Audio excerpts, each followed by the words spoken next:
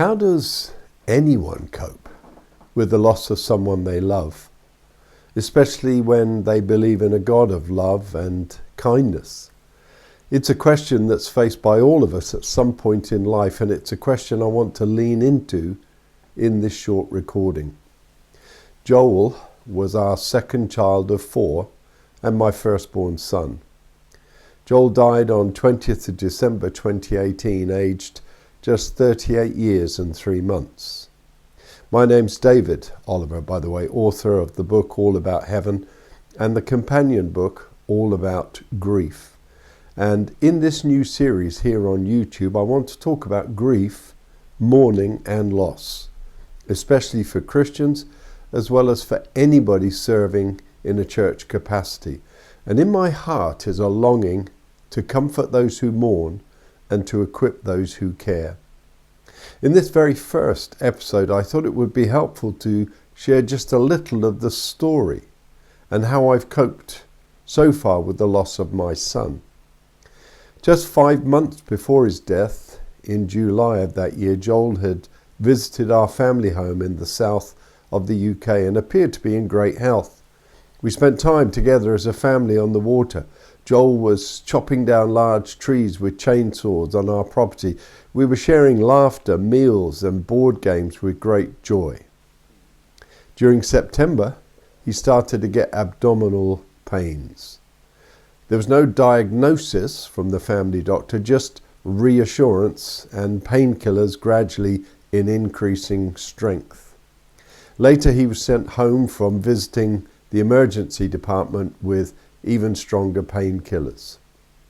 Eventually, after yet another emergency visit when the pain and nausea was just too much to bear, he was admitted into hospital in a town called Darlington in the north of England. Blood tests were done, investigations began, multiple biopsies were taken and stents inserted. He was discharged and then, at first, misdiagnosed with lymphoma. Gill and I returned home. It's a 4-hour journey from the north of the UK where he and his family lived. Joel was readmitted late November, and on the 28th of that month, Joel called us to say that he did have cancer, but the medics still didn't know where, but that it would likely be inoperable. At that point, he didn't want Gill and I to travel the long distance to be with him, especially as in his mind he thought it would be a long haul with extensive treatments over many months. However, just a few days later he called, again through tears, to say that he'd been given from a few weeks up to 6 months maximum to live, and would the family come up to the north of England to be close by. And as a family, in various permutations, we travelled up to a specialist hospital in the north, and with his wife Jo, we cared for him the best we knew, in the hospital 24/7, taking shifts day and night so that he wouldn't be left alone. During that time we had multiple breathtaking shocks, great highs and unimaginable lows. Joel was eventually diagnosed with stage 4 bowel cancer. Our family have had to watch Joel, our precious, previously very healthy son, in his absolute prime, reduced to a man often in excruciating pain, receiving brutal interventions, battered and bruised and scarred from treatments and from those interventions. The evening before he died, at Joel's request, we sat with him while the oncology consultant told him that the medical team had agreed to withdraw any further treatment or support, and they were going to let him die. The following day at 12:58, with the whole family around him, I had the bittersweet privilege as dad of saying the last words over my son, which were these: "You have run the race, you fought the fight, there's a crown waiting for you. Go get it, son." As those last words left my mouth, his last breath left his. From the initial shock of the doctor's final pronouncement, 17 life-changing, exhausting days later, and Joel was safe in the arms of Jesus. Joel, by the way, was my best friend, a co-labourer in church, a co-labourer in business and work. We would sail together, enjoy wine together, do the great outdoors together. We would talk to each other on the phone every day, email every day. We had grand business growth plans which we initiated and then implemented together. Unsurprisingly then, the loss has left us all reeling. After Joel's death, there were the inevitable questions, including the obvious one, why? It's a totally legitimate question, by the way, but it's a question I've observed over the years very rarely gets answered. Actually, a different question became important to me. What can I do that I could not do before? What should I do that I wouldn't have considered doing before? So one way in which I began to answer my own questions was to commit to research and then write the book called All About Heaven. Subsequently, my wife Gill and I have run evening events, also called All About Heaven. Around 10,000 have attended or watched one of these evening events, and it was from an extraordinary series of experiences during these events that I decided to write a new book and subsequently to record these videos on YouTube. To our amazement, and in fact as reliably as clockwork, we discovered around 10% of most audiences, often waiting in a long line, would come and talk to us. They were grateful and inspired about hope in heaven for sure, but actually they wanted to talk about their loss and about their grief. And in the process indicated to Gill and me, for various reasons, they didn't feel safe to do this in their church settings, sensing perhaps discomfort from others with their tears or other different expressions of grief. So it is then that we've been encouraged by friends, pastors and readers to put our journey of grief into print, as well as on different platforms like YouTube, as well as speaking in churches, to open up conversations that deal honestly with the things that rocked us, the things that helped us cling on when we felt we might fall over the precipice, and the things that ultimately have enabled us, over time, to find our place in God's new, different season for us. And things, by the way, that help comfort those who mourn and equip those who care. Writing isn't new to me. All About Grief is my 15th book, and yet the writing journey has been unlike anything else I've written or tried to write. I said to Gill, it's like a baby that's been in my womb for years, not just months. It's wriggled around, it's kicked me, it's bruised me, it's made me sick, it's had me in tears, and now, here it comes, slithering out all bloody and yelling at anyone who will take notice. And it's interesting for me that most books that I've written have only taken 2 weeks to get to a first draft once the research has been done. But this one has taken years.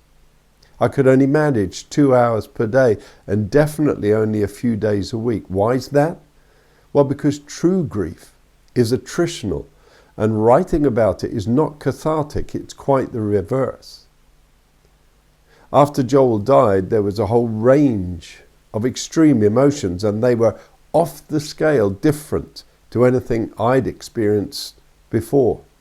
Sharp shards of white-hot pain that unbidden would pierce the innermost recesses of my soul, and at times cause involuntary howls of grief.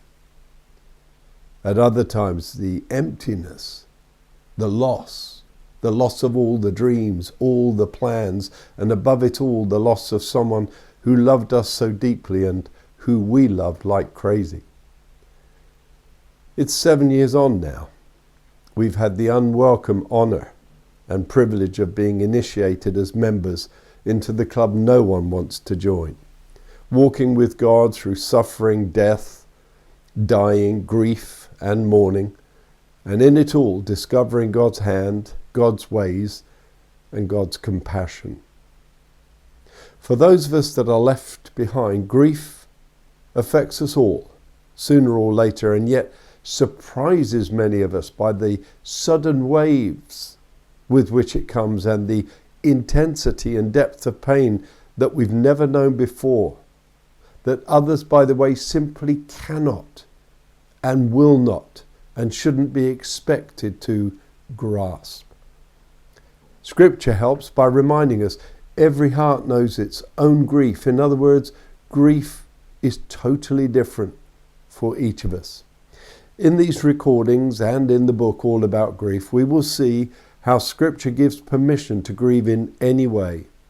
And written from our own deeply painful personal experience, it'll explore the rocky ride of walking through grief, what Christians might expect on this journey, and how we can help and not damage those who mourn. How to avoid saying or doing the wrong thing in the wrong way at the wrong time, together with helpful things to say and do, and how to say them, and how to say them at the right time. This book and the content in these recordings has been read and endorsed by a wide variety of well-known people and organisations, including Rob Parsons at Care for the Family, Focus on the Family, Salt and Light, Frontiers, Taking Ground, Ground Level, the chair of David Pawson Trust and the VP of Christ for All Nations. Grief then is most prominent with the death of a loved one, but it also includes things like estrangement from family or friends, divorce, loss of home or job, loss of health. And the overarching backdrop to death, dying, and any form of loss and grief is that the Bible speaks about it, faces it head on, and validates the varying experiences of grief that as different individuals we each have. And more importantly, we discover that God himself, his being, his person, his character is expressed, is manifested uniquely in moments of grief.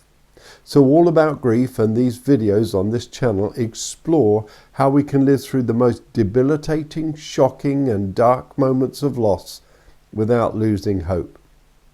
Each recording and each chapter gently helps viewers and readers understand the journey they are on, then helps them find some measure of hope when life feels broken beyond repair. Drawing on personal experience, yes, but also interviews and years of speaking and writing about life, loss, and hope, this YouTube channel will help readers and viewers make sense of their emotions, process their pain, and take small steps towards healing. Each month we'll be sharing a few new episodes, and the next episode includes 5 ways the Bible prepares us to think about death and face death head on without fear and fully equipped. I think you'll be really surprised at the wonderful and tender way Scripture helps us with practical clarity. To make sure you don't miss the next episode, please ensure you've hit the subscribe button, give us a thumbs up to help others benefit from the content, and if at any time you've got questions or comments, go ahead and key them in.